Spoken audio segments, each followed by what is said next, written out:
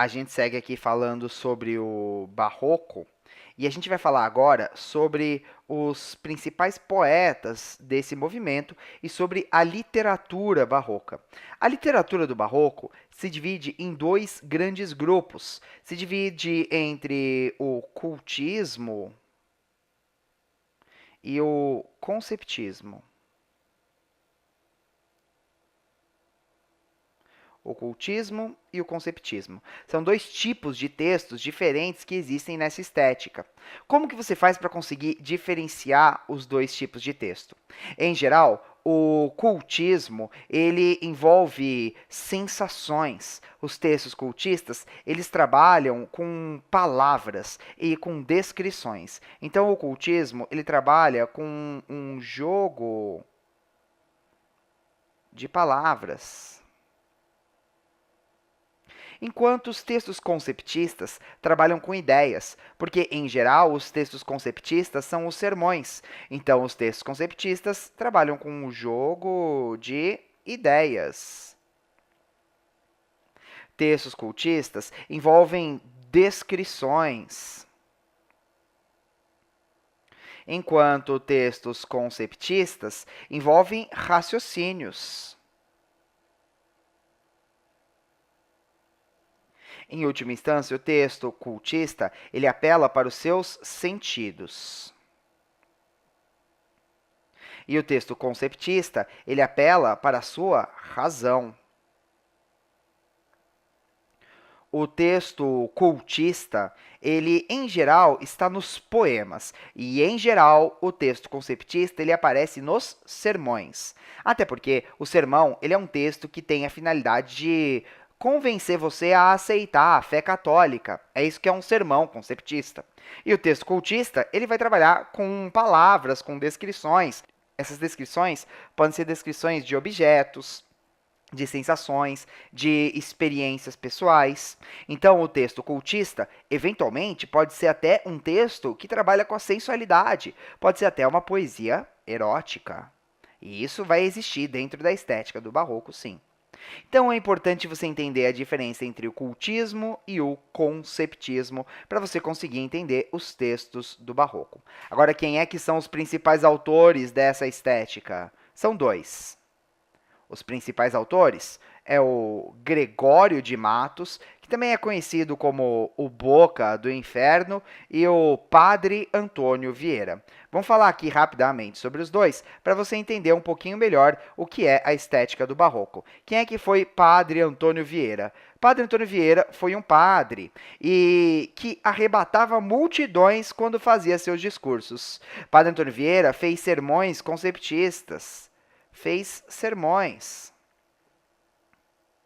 O padre Antônio Vieira, ele vai defender a fé católica. Ele era contra-reformista. Ele é a favor da contra-reforma. Então, ele vai defender os ideais da contra-reforma. Além disso, o padre Antônio Vieira, ele é um cara bastante crítico com relação à escravização dos índios. O padre Antônio Vieira vai criticar e muito a escravização dos índios. Exatamente por isso, o padre Antônio Vieira, ele desagradava aqueles que trabalhavam com a escravidão. O padre Antônio Vieira, ele falava muito bem em público. Ele foi um dos maiores oradores da história da língua portuguesa. Ele arrebatava multidões em seus discursos. O padre Antônio Vieira era um cara bastante importante e, em geral, os textos do padre Antônio Vieira são textos conceptistas. E o Gregório de Matos? O Gregório de Matos, ele tem outro probleminha, sabe? O Gregório de Matos, ele tem uma poesia muito diversa. Ele fez poemas extremamente diferentes. Ele fez poema de tudo quanto é tipo. Gregório de Matos fez poesia de amor, fez poesia de crítica social, fez poesia erótica, fez poesia religiosa. Gregório de Matos fez poesia até encomiástica. A poesia encomiástica é aquela poesia de elogio para alguém. Agora, por que, que a obra do Gregório de Matos é assim? Por que, que ele fez poemas extremamente diferentes? Porque o Gregório de Matos, ele tem na sua maior parte da sua obra uma poesia que é apócrifa. A maior parte dos poemas, então a maioria dos poemas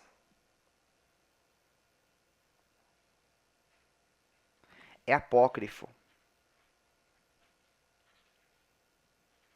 A maioria dos poemas é apócrifa. O que isso significa? Significa que a maior parte dos poemas do Gregório de Matos não tem assinatura. Um texto apócrifo é aquele texto que não tem assinatura. Exatamente por isso, é muito difícil da gente identificar de quem é o texto do Gregório de Matos.